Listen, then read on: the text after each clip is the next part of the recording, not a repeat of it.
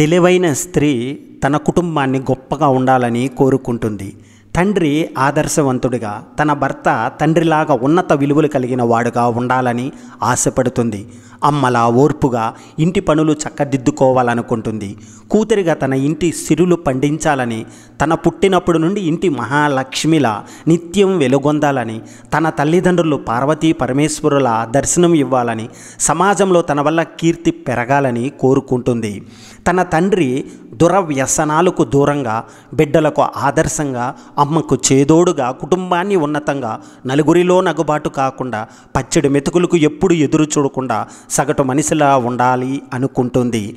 ఏ ఇంట స్త్రీని గౌరవిస్తారో ఆ ఇంట పాడి పంటలకు, అష్ట ఐశ్వర్యాలకు కొదవ ఉండదు.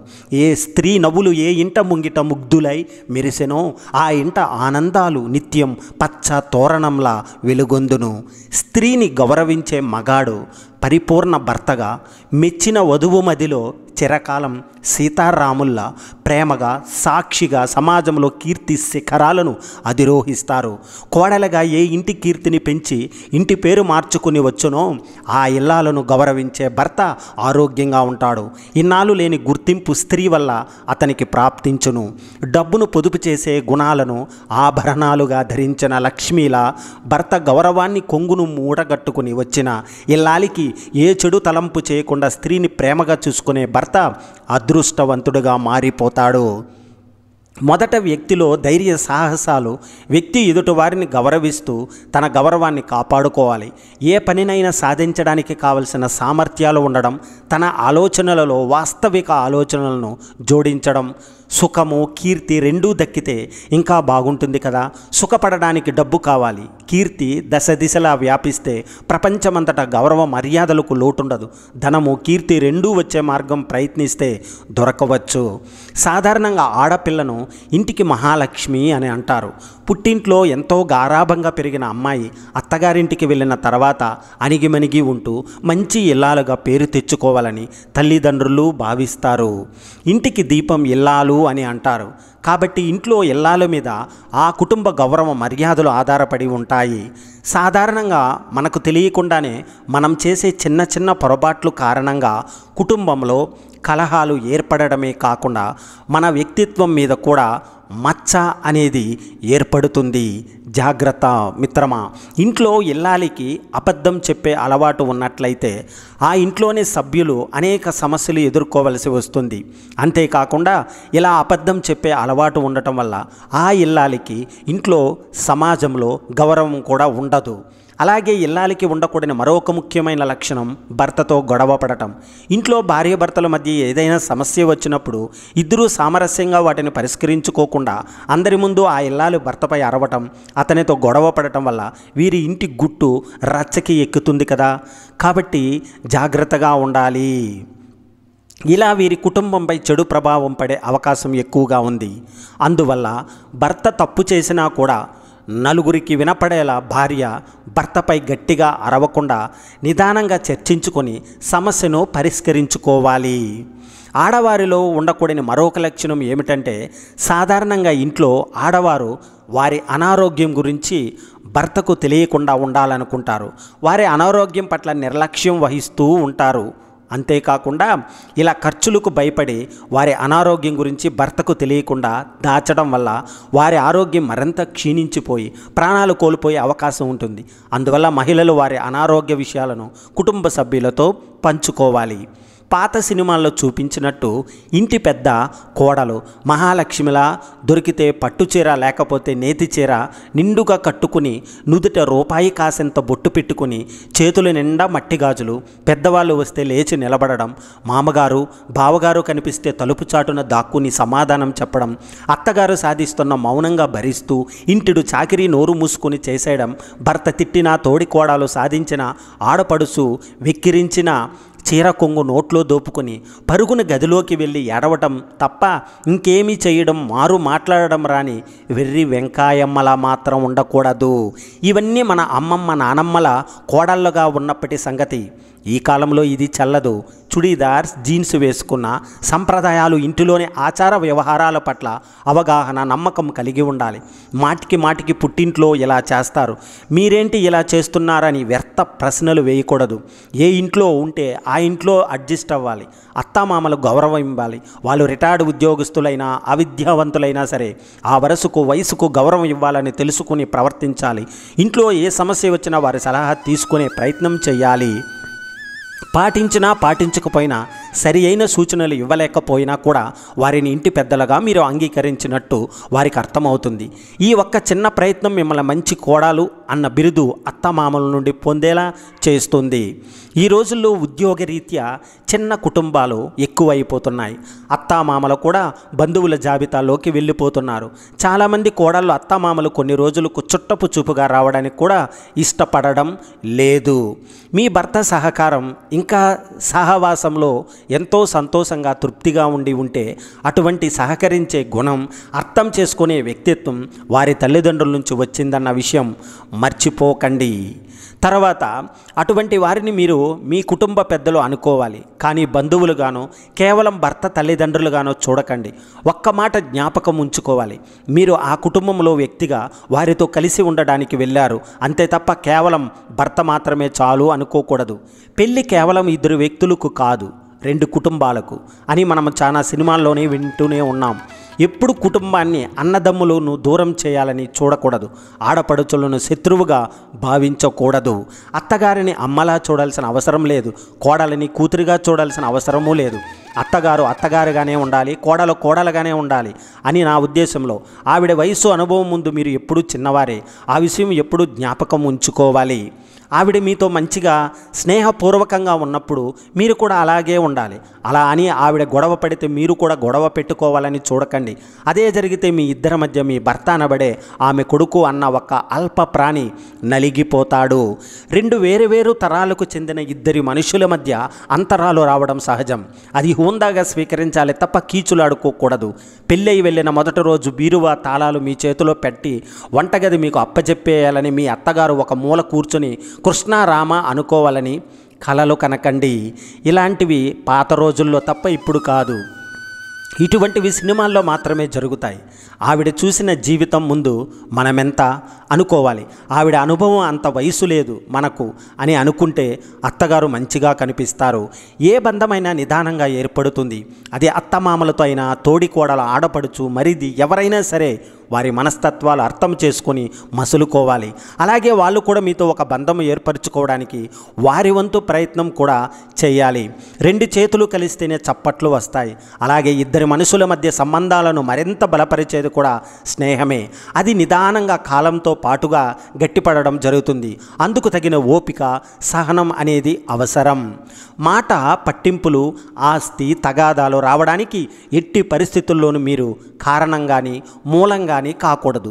ప్రత్యక్షంగా కానీ పరోక్షంగా కానీ మీరు వాటికి ప్రేరణ కాకూడదు. ఒకవేళ మీ సమస్య వారితోనే అయితే అది సర్దుకునేంత చిన్న విషయం అయితే సర్దుకోవడానికి చూడండి. లేదంటే వాళ్ళలో మార్పు తీసుకురావడానికి కృషి చేయండి. ఈ విషయం అర్థమయ్యేలా నెమ్మదిగా మీ భర్తతో చెప్పండి. అంతేకాని ఓర్పు, సహనం పాటించమని చెప్పారు కదని నోరు మూసుకొని అంతా మౌనంగా భరిస్తూ మాత్రం ఎప్పటికీ ఉండకండి.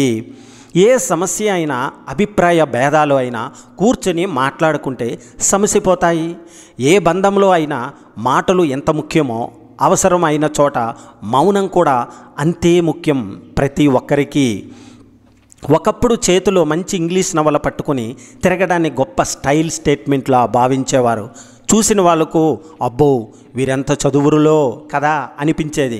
వారి పట్ల సదాభిప్రాయము, గౌరవం కూడా కలిగేవి. ఎంత పుస్తకాన్ని హస్తభూషణం అంటే మాత్రం దాన్ని అలా అలంకారంగా పట్టుకుంటే సరిపోతుందా? తెరిచి చదవాలి, అందులోని కొత్త విషయాలు అర్థం చేసుకోవాలి, మంచిని గ్రహించాలి, నలుగురికి చెప్పాలి. అప్పుడు కదా దాని సారం జీవితానికి ఉపయోగపడేది. ఒక వ్యక్తి దుకాణానికి వెళ్ళి కొత్త గొడుగు కొన్నాడు. దాన్ని భద్రంగా ప్యాక్ చేయించి సంచిలో పెట్టుకున్నాడు. వర్షం వచ్చేలా ఉంది కదా అని లోపల పెట్టేస్తున్నాడు. చేస్తున్నారు ఎందుకని దుకాణదారు అడిగితే, కొత్త గొడుగు ఇప్పుడే కదా కొన్నాను, వర్షంలో తడిసిపోదు అని బదులు ఇచ్చాడట. ఇంకా ఆ మాత్రానికి గొడుగు కొనడం ఎందుకు, వాడకుండా అది పాతబడేది. ఎప్పుడు పుస్తకమైన గొడుగైనా తెరిస్తేనే వాటి వల్ల ప్రయోజనం, వాడినప్పుడే వాటి తయారీకి సార్థకత. మూసి ఉంచితే అవి ఉన్నా ఒకటే లేకపోయినా ఒకటే, మోత బరువు తప్ప. అచ్చం అలాంటిదే మన మనస్సు కూడా. మనిషి అద్భుతమైన ఆలోచన పరుడు. వయస్సుతో పాటు అతడి ఆలోచన శక్తి పెరుగుతూనే ఉంటుంది. కొత్త విషయాలను గ్రహిస్తూ ఉంటుంది. గ్రహించిన వాటిని జ్ఞాపకాల అరలలో భద్రపరుస్తూ ఉంటుంది. ఇది నిత్యం జరిగే ప్రక్రియ. పుస్తకాలను వాడకుండా ఉంచితే దుమ్ము పడతాయి. గొడుగును మూల పెట్టేస్తే తుప్పు పట్టేస్తుంది. మెదడు కూడా అంతే. దానికి ఎప్పుడు పని చెప్పాలి. పని లేని మెదడు దయ్యాల కార్ఖానా అని ఉత్తినే అనలేదు. చేయాల్సిన పనేమీ లేకపోతే అనవసర విషయాలను ఆలోచించి లేనిపోని సమస్యలు తెచ్చిపెడుతుంది. కాలక్షేపం కోసమని వ్యసనాల బాట పడుతుంది. అలా కాకూడదనుకుంటే మెదడుకు సరి అయిన మేత వేస్తూ ఉండాలి. అలసిపోతుందని, కష్టపడుతుందని మూసి పక్కన పెట్టకుండా ఎప్పుడు తెరిచి ఉంచాలి. కొత్త కొత్త విషయాలను తెలుసుకుని ఇవ్వాలి. ఏ వృత్తి ఉద్యోగాల్లో ఉన్నా వాటిని మరింత పై స్థాయికి వెళ్ళడానికి అవసరమైన నైపుణ్యాలను నేర్చుకుంటూ ఉండాలి. సీరియస్ విషయాలను ఆలోచిస్తూ మరీ వేడెక్కిపోతుందనుకుంటే కాస్త ఆట విడుపు, అప్పుడప్పుడు వినోదాన్ని అందించాలి. వృత్తిపరమైన ఎదుగుదలకే కాదు, ఆరోగ్యానికి కూడా చురుకైన మెదడు చాలా అవసరము. సాహిత్యం, సంగీతం, పజిల్స్ లాంటి వాటితో మెదడుకు నిత్యం పని చెబుతూ ఉండాలి. అప్పుడే డిమెన్షియా, అల్జీమర్స్ లాంటి వ్యాధులు రాకుండా ఉంటాయి. మరియు ప్రస్తుతం మార్కెట్లో ఆరోగ్య బీమా ప్లాన్లు విరివిగా అందుబాటులో ఉన్నాయి. కానీ అన్నిటికంటే ఉత్తమమైన ఆరోగ్య బీమా ప్రణాళికలు ఏమిటో తెలుసా? ఉదయం శరీరంపై సూర్యకాంతి ప్రసరిస్తుండగా నడవడం, తరచూ వ్యాయామం చేయడం, మెరుగైన ఆహార నియమాలు పాటించడం, అర్థవంతమైన బంధాలను ఏర్పరచుకోవడం. ఇవి నిత్యం ఎవరైతే పాటిస్తారో వాళ్ళే ఆరోగ్యంగా ఉంటారు. తన కోపమే తన శత్రువు అంటుంటారు. నిజమే, ఎందుకంటే కోపం వల్ల చాలా నష్టాలు ఉంటాయి. అయితే మన ఆలోచన విధానం మెరుగుపడితే కోపాన్ని మిత్రులా చూడవచ్చు. జీవితంలో సానుకూల మార్పులకు ఇంధనంగా దాన్ని ఉపయోగించవచ్చు. ఈ రోజుల్లో అందరూ నిద్ర లేస్తూనే సెల్ ఫోన్ని చేతులకి తీసుకుంటున్నారు. వాట్సాప్, ఇతర సోషల్ మీడియా ఖాతాల్లో వచ్చిన సందేశాలను చూసుకుంటున్నారు. అప్పుడే తెరిచిన కళ్ళుపై నీలికాంతి ప్రసరిస్తుండగా తమ చుట్టూ ఉన్న సమాజంలో ఏమి జరుగుతుందో ఆతృతగా తెలుసుకుంటున్నారు. దానివల్ల కనీసం పడక మీద నుంచి దిగకుండానే ఆందోళన, అసంతృప్తికి లోనయ్యే అవకాశాలు పెరుగుతున్నాయి. ఈ పరిస్థితి మారాలి. అల్పాహారం చేసేదానికైనా ఫోన్ చూడకుండా సొంత పనులపై దృష్టి పెడితే చాలా మంచిది. దానం చేయడం వల్ల పేదలుగా మారిన వారు నాకు తెలిసినంత వరకు ఎవరూ లేరు. మీ దగ్గర ఉన్న సంపదలో ఎంతో కొంత భాగాన్ని నిరుపేదలకు ఇవ్వండి. విపత్తుల సమయంలో విరాళాల రూపంలో ఆపన్న హస్తము అందించండి. అవసరంలో ఉన్న మీ స్నేహితులకు బహుమతులు అందించడం ద్వారా చేయూత అందించండి. ఇవ్వడంలో ఆత్మ సంతృప్తి ఉంటుంది. దానివల్ల మీ మనసు హాయిని పొందుతుంది. కొంతమంది మనల్ని నమ్మించి మోసం చేస్తుంటారు. ఉద్దేశపూర్వకంగా వేదనకు గురి చేస్తుంటారు. వారే సర్వస్వమని మనం భావించినా వారు మాత్రం స్వప్రయోజనాల కోసం మనల్ని గాలికి వదిలేస్తుంటారు. అలాంటి వారి నుంచి దూరంగా జరగండి. ఇంకొందరు మాత్రం మనం పట్టించుకోకపోయినా మనల్ని అంటిపెట్టుకుని ఉంటారు. వారి విషయంలో మనం చేసే తప్పులను ఎప్పటికప్పుడు మన్నిస్తుంటారు. మన పెదవులపై చిరునవ్వులు పూయించాలని నిరంతరం తాపత్రయపడుతుంటారు. మన ప్రయోజనాలను వారి ప్రయోజనాలుగా భావిస్తారు. అలాంటి వారిని ఎప్పటికీ దూరం చేసుకోకండి. ఎందుకంటే అలాంటి వారు బహు కొద్దిమంది మాత్రమే ఉంటారు. ఆటలో గెలిచిన వ్యక్తికి ప్రశంస ఎంత ముఖ్యమో ఓడిన మనిషికి ఓదార్పు అంతా అవసరం. ఓడిన వ్యక్తి తన అభ్యాసం, శ్రమ బూడిదలో పోసిన పన్నీరైందని దిగులు పడుతుంటాడు. అలాంటి సమయంలో గెలుపు కన్నా ఓటమి ఇచ్చే అనుభవం గొప్పదని, ఆటలోని మెలకువలను మరింతగా ఒడిసి పట్టుకుని ద్విగుణీకృత ఉత్సాహంతో తలపడితే విజయం తథ్యమనే స్ఫూర్తిదాయక మాటలు చెబితే అతడి మనసు కుదుటపడి పోటీకి సమాయత్తమవుతుంది. విజయానికి మిత్రులు ఉంటారు. అపజయం, ఒంటరి అన్నది లోక విదితం. పోటీ ఏదైనా ఓటమి పాలైన వ్యక్తి పట్ల మనం చూపే సంఘీభావ తత్వం అతనికి వెన్నుదన్నవుతుంది. విపత్కర పరిస్థితుల్లో తనకు తోడుగా నిలిచిన వారిని అతడు ఎన్నటికీ మరిచిపోవడం. జీవితం అంటే కష్ట సుఖాల సమ్మేళనం. ఇవాళ సంతోషంగా ఉన్నాము కాబట్టి రేపు బాధ కలగదు అనే నమ్మకం లేదు. ఏ క్షణం ఏమి జరుగుతుందో ఎవరము ఊహించలేం. అందుకే బాధల్లో ఉన్న వారిని ఓదార్చడం, ఆదుకోవడం మానవత్వ భావనకు తొలిమెట్టుగా భావించాలి. మన ఉపశమనంగా చెప్పే 4 మాటలు వారి మనస్సుకు చల్లని లేపనమై ఊరడిస్తాయి. ఒకరి ఆనందాన్ని పంచుకోకపోయినా పర్వాలేదు, బాధను పంచుకుని భరోసా ఇవ్వాలి. మానసిక అర్చకులని 1 గంట గమనిస్తూ వీలైనంత వరకు వారితో గడుపుతూ వారిలోని ధైర్యాన్ని పటాపంచులు చేయాలి. కొంతమంది పరిస్థితుల ప్రభావానికి లోని కుంగిపోతుంటారు. సమస్యలు భూతద్దంలో చూసి భయపడుతూ ఉంటారు. మాటలతో వారిలోని నైరాశ్యాన్ని పోగొట్టాలి. అశోకవనంలో సీత చుట్టూ శత్రు రాక్షస గుణం నా అన్నవారు లేరు. అలాంటి సమయంలో త్రిజట చెప్పిన స్వప్న వృత్తాంతం ఆ తల్లి మనసుకు ఎంతట సాంత్వన చేకూర్చి ఉంటుందో కదా. యుద్ధ అనంతరం సీతమ్మ తల్లి అయోధ్యకు వెళ్ళిన త్రిజటను మాత్రం మర్చిపోలేదు. విశాలంగా పరుచుకున్న రావి చెట్టుపై అనేక పక్షులు చేరినట్టు కోపం అన్నది ఎరుగని శాంతి వచనాలతో సంభాషించే వారిని చాలామంది అంటిపెట్టుకుని ఉంటారు. అటువంటి వారు సత్సంగమే మనసుకు ఆహ్లాదాన్ని ఇస్తుంది. మాటలతో ఓదార్చి ఊరట ఇవ్వడం భగవంతుడు మనిషికి మాత్రమే ఇచ్చిన వరం. మాటలతో మరో మనసుకు ఉపశమనాన్ని ఇవ్వగలిగితే మానవ జన్మకు ప్రయోజనం సిద్ధించినట్లే. మానవుడి నుంచి భగవంతుడు ఆశించేది అదే. ఇతరుల చేతుల్లో పావులుగా మారకండి. మీ లక్ష్యాలు, ప్రాధాన్యాలను సరిగ్గా నిర్ణయించుకోండి. వాటి కోసం మీ సమయాన్ని, పూర్తి శక్తి సామర్థ్యాలను వినియోగించండి. లేదంటే ఇతరులు వారి లక్ష్యాలకు అందుకునేందుకు మిమ్మల్ని పావులుగా వాడుకుంటారు. మీ సమయాన్ని, శక్తి సామర్థ్యాలను వారికి అనుకూలంగా మార్చుకుంటారు. అప్పుడు మీ జీవితం అర్థరహితంగా మారుతుంది. డబ్బు ఒక సాధనం. మీ కుటుంబానికి, ఈ ప్రపంచానికి ఎంతో మంచి చేయడానికి అది మీకు దోహదపడగలదు. సంపాదనను పెంచుకోవాలని కోరుకోవడం ఎంత మాత్రమూ తప్పు కాదు. అయితే డబ్బు చేతిలో బందీగా మాత్రం మారకండి. మిమ్మల్ని మీరు మరింత మెరుగైన వ్యక్తిగా తీర్చిదిద్దుకోవడంలో డబ్బు ఎలా ఉపయోగపడగలదు అన్న విషయంపై దృష్టి పెట్టండి. మీ విలువను పెంచుకుంటే స్నేహితులు పెరుగుతారు. స్నేహితులైన వాళ్ళు తమను పట్టించుకోవడం మానేశారని చాలామంది కుంగిపోతుంటారు. ఇతరుల వద్ద తమ గోడు వెళ్ళబోసుకుని సాంత్వన పొందాలని చూస్తుంటారు. కానీ గుర్తుంచుకోవాల్సింది ఏమిటంటే, ఈ ప్రపంచంలో ఎవరు ఎవరిని విస్మరించరు. తమ జీవితానికి ఉపయోగపడే వారితో, మీకన్నా ఎక్కువ విలువైన వారితో గడపడంలో వారు తిరిగి లేకుండా ఉన్నారని అర్థం చేసుకోవాలి. వారి మీద కోపం పెంచుకునే బదులు మీ విలువను పెంచుకోవడానికి ప్రయత్నించండి. అప్పుడు మీతో స్నేహం చేయడానికి ఇంకెవరైనా కూడా ఆసక్తి చూపవచ్చు కదా. వాళ్ళేదో రాలేదని బాధపడకండి. మనుషులంతా తల్లి గర్భం నుంచి పుడతారు. రూపం ఒకటే, పరమాత్మ పట్ల నమ్మకము ఒకటే. మరిక ఈ తేడాలు ఎక్కడి నుండి వచ్చాయి? అందుకే మనుషులు అందరిది ఒకే కులం, ఒకే మతం. జీవితం పియానో లాంటిది. అందులోని తెలుపు రంగు మీటలు మన అనుభవించే ఆనందాలు, ఆస్వాదించే అనుభూతులు, సాధించే విజయాలు. నలుపు రంగు మీటలు మనం ఎదుర్కొనే కష్టాలు, భరించే బాధలు, ఓటములు. నలుపు మీటలు లేని పియానో అపస్వరాలు పలుకుతుంది. కష్టసుఖాలు కలగలిసి ఉన్న జీవితంలోనే మాధుర్యం ఉంటుంది. ఈ రెండింటినీ సమానంగా స్వీకరించే గుణాన్ని అలవర్చుకోవాలి. నిజం చెప్పాలంటే డబ్బుపై ఎవరికి శాశ్వత యజమాని హక్కు ఉండదు.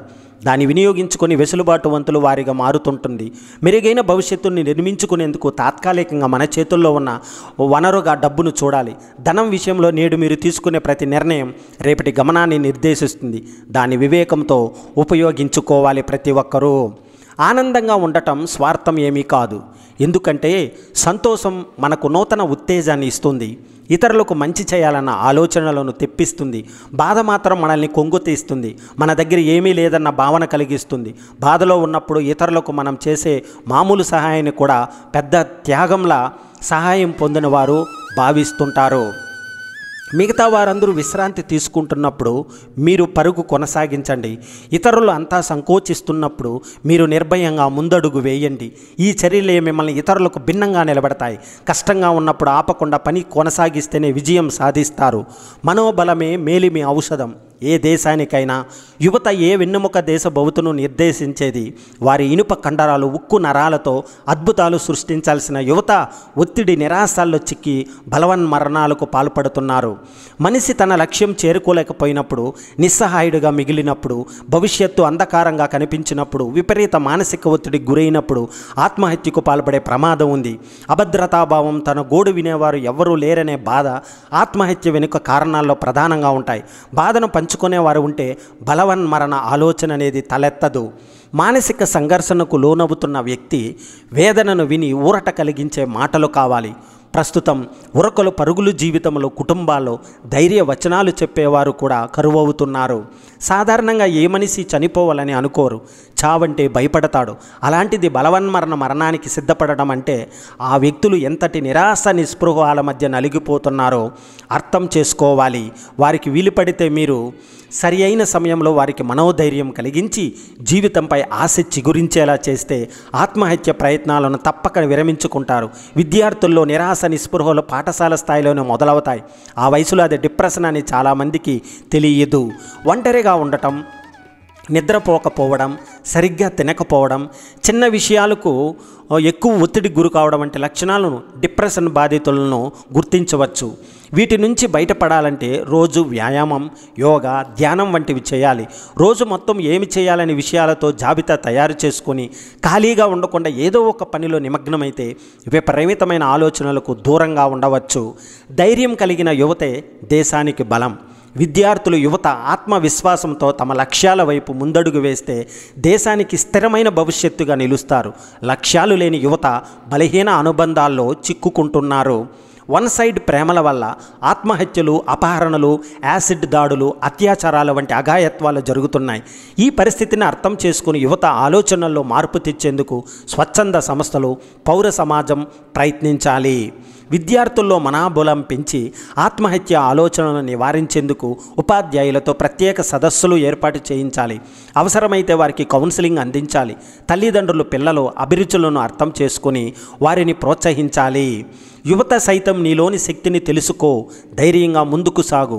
నీ లక్ష్యాన్ని చేరడానికి ఏ అడ్డంకులు వచ్చినా వాటిని జయించగల సామర్థ్యం నీలో ఉంది అన్న స్వామి వివేకానంద మహితోక్తులను గుర్తించుకోవాలి. ఆసక్తి కలిగిన రంగంలో ఉన్నత స్థాయికి చేరేందుకు అచంచల ఆత్మవిశ్వాసంతో ముందడుగు వేయాలని ప్రతి ఒక్కరూ కోరుకుందాం. ఇదే వివేకానంద యొక్క ఆశయం.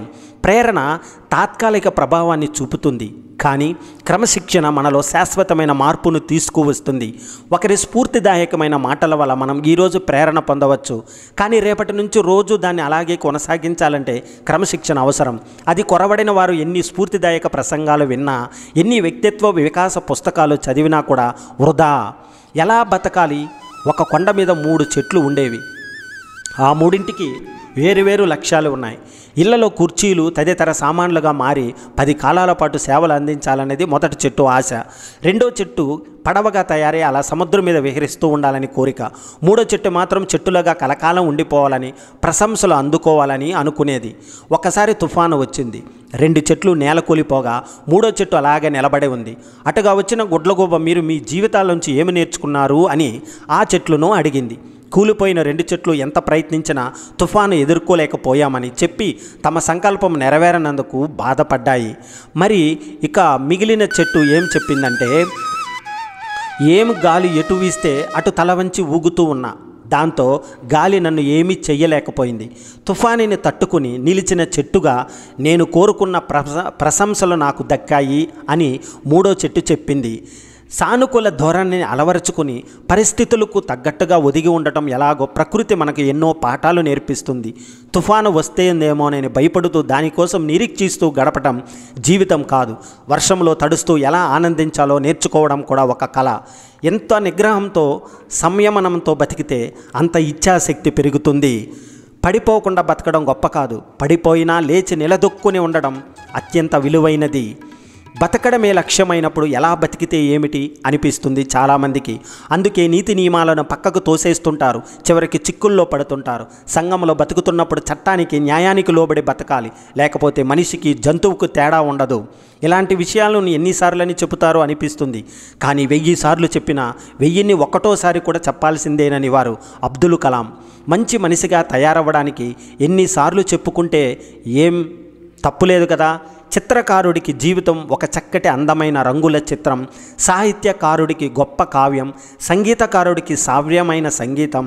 భావనలు నింపుకోవడానికి జీవితంలో ఎంతో ఖాళీ ఉంది. ఎవరి భావం ఎలా ఉంటే అలాగ జరుగుతుందనేది అందరికీ తెలిసిన విషయమే. అందుకే అందమైన కళల కందం, ఆ కళని నిజం చేసుకుని జీవితాన్ని అందంగా ఆస్వాదిద్దాం. మీ ప్రస్తుత పరిస్థితి గురించి బాధపడుతూ ఫిర్యాదులు చేస్తూ కూర్చుంటే ఏదీ మారదు. మీతో మీరు పోటీ పడుతూ చేసిన తప్పుల నుంచి పాఠాలు నేర్చుకుంటూ మిమ్మల్ని మీరు మెరుగుపరుచుకుంటూ వెళ్తే అన్నీ అవే మారుతాయి. దైనందిన జీవితంలో మనిషి చేసే ప్రతి పనికి ప్రత్యక్షంగానో పరోక్షంగానో జ్ఞానమే ఆధారభూతం. చెడ్డ పనులు చేయడం చాలా సులభం, మంచి చేయడమే కష్టం. సులభమైనా సరే చెడ్డ పనులు చేయడం మంచిది కాదని తెలుసుకోవడమే జ్ఞానం. కొన్ని చెడు పనులు చేయడం వల్ల తాత్కాలికంగా లబ్ధి చేకూరుతుంది. అలాంటి సందర్భాల్లో ప్రలోభాలకి గురై తప్పు చేయకూడదు అన్న సముచిత నిర్ణయం తీసుకోవడానికి జ్ఞానమే తోడ్పడుతుంది. యుద్ధానికి దిగిన వారు యుద్ధనీతి పాటించాలి, కానీ సాధారణంగా ఎవరూ పాటించరు. శివాజీ యుద్ధనీతిని విడిచిపెట్టలేదు, స్త్రీల జోలికి పోలేదు, సామాన్య ప్రజలను ఇబ్బందులకు గురి చేయలేదు. ఇది సంస్కార రూపంలో ఉన్న శివాజీ జ్ఞాన సంపద. నిజమైన జ్ఞానం మనిషిని ముందుకు నడిపిస్తుంది. జ్ఞానం ఎప్పుడు యథార్థ స్థితికి దగ్గరగా ఉంటుంది. ఉన్నది ఉన్నట్టు లేనిది లేనట్టు తెలుసుకోవడానికి దారి దీపంలా ఉపయోగపడుతుంది. మంచి చెడల విచక్షణ చేసుకోవడానికి జ్ఞానమే ప్రథమ సోపానమని ప్రతి ఒక్కరూ గుర్తుపెట్టుకోండి. స్వామి వివేకానంద స్వామి తన చెప్పిన బోధనలను కేవలం వినడమే కాకుండా ఆచరించమని కోరాడు. ఆయన వేదాంత భౌతిక దృష్టితో కూడి ఉంటుంది. విశ్వమానవ ప్రేమ వంటి విషయాలు మాట్లాడడం కన్నా వాటిని ఆచరణలో చూపమన్నారు స్వామి. వట్టి మాటలతో మానవాళికి మేలు జరగదు, ఆచరణతోనే 100% ప్రయోజనం కలుగుతుంది. జ్ఞాన సముపార్జన ద్వారానే వివేకానందుడు ఈ సందేశం ఇవ్వగలిగాడు. మానవ జీవితానికి అనేక కోణాలు, అందులో కొన్ని మంచివి, మరికొన్ని చెడ్డవి. పండ్ల బుట్టలోంచి నాణ్యమైనవి ఎంచుకున్నట్టు జీవితానికి ఉపయుక్తమైన వాటిని మనం తీసుకోవాలి. మంచి ఫలితాలు సిద్ధిస్తాయి. జీవించడానికి అనేక మార్గాలు ఉన్నాయి. ఎటువంటి మార్గాన్ని ఎన్నుకుంటామనేది మన ఆలోచన సరళ మీద ఆధారపడి ఉంటుంది. సేవా మార్గం ఎంచుకున్న మదర్ తెరీసా విశ్వవిఖ్యాతులయ్యారు. దొంగతనాన్ని వృత్తిగా ఎంచుకున్న వ్యక్తి చెరసాల పాలవుతాడు. జ్ఞానాన్ని కాంతితో పోల్చవచ్చు. వెలుతురు లేని మార్గంలో గమ్యం అగోచరమైనట్లు అజ్ఞానం లేని మనుగడకు అర్థం ఉండదు. ఎవరైతే జ్ఞానపదంలో పయనిస్తారో వారు ధన్యులు. ఎవరి దగ్గర జ్ఞానం ఉంటుందో వారే నిజమైన సంపన్నులు. రావణాసురుడు చెడ్డవాడు, కానీ అతని ఒక అసంగీతకారుడు, నిర్భయ యోధుడు, శివభక్తి కలవాడు. అతను అంత మంచివాడు అయినా సీతాదేవిని అపహరించడం వల్ల తను చెడ్డవాడయ్యాడు. నువ్వు ఎంత మంచివాడివైనా నువ్వు చేసిన ఒక తప్పు వల్ల లోకానికి ఎప్పుడు నువ్వు చెడ్డవాడివిగానే కనిపిస్తాడు. కాబట్టి దీనివల్ల మనం తెలుసుకోవాల్సిన నీతి గుర్తుపెట్టుకోండి మిత్రమా. నిన్న గురించి భయపడేవాడు నేడు పోరాడలేడు, నేడు పోరాడలేనివాడు రేపు గెలవలేడు. గెలుపు కావాలనుకుంటే భయం వదిలేయాలి, భయం పోవాలంటే పోరాడితే తీరాలి. అప్పుడే విజయం నీ సొంతమవుతుంది. గుర్తుపెట్టుకో. రామా, నిన్ను పూజించడం సులువే, ప్రార్థించడం సులువే, కానీ నిన్ను ఆచరించడం మాత్రం సులభం కాదు. ధర్మాన్ని కాపాడిన నువ్వు ఈ లోకం నీ మార్గంలో నడిచే బలం కాదు. నువ్వు నీ మార్గంలో నడిపించు, ధర్మాన్ని రక్షించు. త్రేతాయుగం నుండి నేటి వరకు ఇప్పటికీ ఎప్పటికీ రాముడు అంటే సత్యం, రాముడు అంటే ధర్మం, రాముడంటే ధర్మం, రాముడంటే న్యాయం, రాముడంటే నీతి, రాముడంటే నిజాయితీ, ఏకపత్ని వ్రతుడు, రాముడంటే రాజు. రాముడు మాట ఒకటే మాట, ఒకే బాణం. ధర్మం నీ మనసులో ఉంది, అడవిలో కాదు. ఇతరులను నమ్మవద్దు, నీ మనసు చెప్పింది వినండి. నువ్వు మరెక్కడికి వెళ్ళనవసరం లేదు. వివేకం నీలో ఇప్పటికీ పచ్చగా పండిన మామిడి పండులా ఉంది. యుద్ధం గెలిచిన వీరుడైన తను ప్రేమించిన వారి ముందు దాసుడే. లేడీ మీద ఆశపడ్డ సీతమ్మ రాముడి విజయానికి కారణమైంది. రాముడి మీద ఆశపడ్డ శూర్పణఖ రావణుడి మరణానికి కారణమైంది. ఆశ అంటే కొన్నిసార్లు విజయం, కొన్నిసార్లు మరణం. ప్రయోజనం లేని శక్తి పదును లేని ఆయుధం లాంటిది. నువ్వు ధర్మంగా సరైన మార్గంలో నడిస్తే ఎప్పటికైనా సత్యం అనేదే గెలుస్తుంది. ఓర్పు అనేది గొప్ప శక్తి. సద్గుణాలు ఉన్నవాళ్ళు, ధర్మ మార్గంలో నడిచేవాళ్ళు వీరుడిగా నిలిచిపోతారు. నీకు రోజుకో కల వస్తే తెలియకుండానే నిద్ర పట్టేస్తుంది, కానీ రోజు ఒకే కల వస్తే నిద్ర పట్టనివ్వకుండా చేస్తుంది. నిన్ను అడగకుండానే చెప్పడం అవివేకం. అడవిలో పరిస్థితులు ఎలా ఉన్నప్పటికీ సింహం మాత్రం గడ్డి మేయదు. ఎలాంటి ఆందోళన లేకుండా ప్రశాంతంగా నిద్రపోయేవాడు ఈ ప్రపంచంలో అత్యంత అదృష్టవంతుడు. మిత్రమా, గుర్తుపెట్టుకో. చిన్న చిరునవ్వు ప్రతికూల పరిస్థితులను కూడా అనుకూలంగా మార్చగలదు. ప్రేమ అనేది బాధ్యతలు లేనప్పుడు చాలా అందంగా ఉంటుంది. ప్రేమకి బాధ్యతలు తోడైతే ఆ ప్రేమ కూడా భారం అయిపోతుంది. తర్వాత, కోల్పోవడంలో ఉన్న బాధ తెలిసిన వాళ్ళు పక్కనోడిని దోచుకోరు. ఇవ్వడంలో ఉన్న ఆనందం తెలిసిన వాళ్ళు ఉన్నది దాచుకోరు.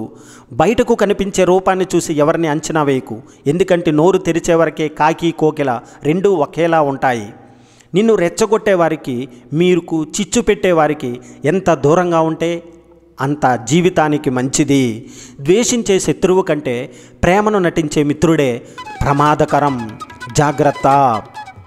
మాట జారిన తర్వాత క్షమాపణ కోరడం కంటే మాట అనే ముందు ఆలోచన చేయడం మంచి లక్షణం. మీకు చేయాలన్న తాపత్రయం ఉంటే ఏ పనైనా సాధ్యమే. ఇప్పుడు ఎందుకులే అని బద్దకిస్తే ఏ పనైనా అసాధ్యమే. మనం ప్రతి చోట ఆలోచించడం ఎంత అవసరమో ప్రతి చోట నేర్చుకోవడం కూడా అంతే అవసరం. నీటిలో విసిరిన రాయి మన హృదయంలో గుచ్చుకున్న మాట మాయమైపోవు. రాయి కరిగిపోదు, మాట మారిపోదు. కొన్నిసార్లు మనం మన జీవితంలో సరి అయిన దశలో లేము. మనకు సరి అయిన వ్యక్తులు, అనుకూలమైన వ్యక్తులు కనిపించరు. మరియు విధి యొక్క చర్య ద్వారా మనం కలిసే చాలామంది వ్యక్తులు శత్రుత్వం లేదా ఉదాసీనంగా మారుతారు. ఇది అయితే తర్వాత జీవితంలో నా మాటలకు పూర్తి విలువనిచ్చే మరియు చాలా ప్రేమించే చాలామందిని కనుగొన్నాం.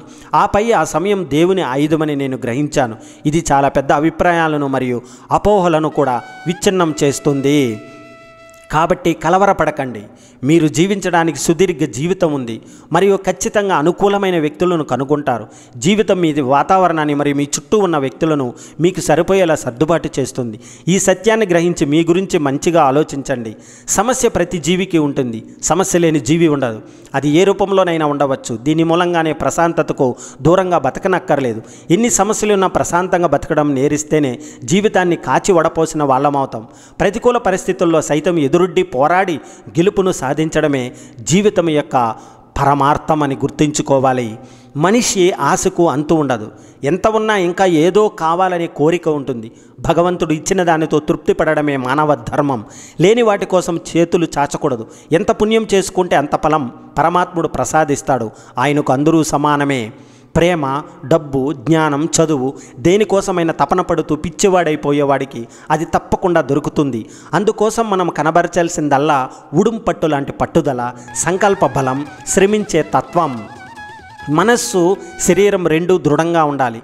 ఉక్కు నరాలు, ఇనుప కండలు కావాలి. మనకు మేధస్సుకు చదువులాగా శరీరానికి వ్యాయామం అవసరం. నిజానికి ఓ గంట సేపు పూజ చేసే కన్నా ఫుట్బాల్ ఆడటం మంచిది. బలమే జీవితం, బలహీనతే మరణం. మనిషి దీపమైనా కావాలి, అద్దమైనా కావాలి. ఒకటి వెలుగునిస్తుంది, మరొకటి దాన్ని ప్రతిబింబిస్తుంది. అంతా మన మంచికే అనుకోవడం వల్ల లాభం ఏమిటంటే మనకు కష్టం కలిగిందన్న బాధ ఉండదు. అంతేకాదు భవిష్యత్తులో మంచి జరుగుతుందనే భావంతో ఉంటాం. కాబట్టి మనసు ఎంతో ప్రశాంతంగా ఉంటుంది. ఇది మన జీవితంలో సానుకూల దృక్పథాన్ని అలవర్చుకోవడానికి దోహదపడుతుంది. జై హింద్, వందే మాతరం.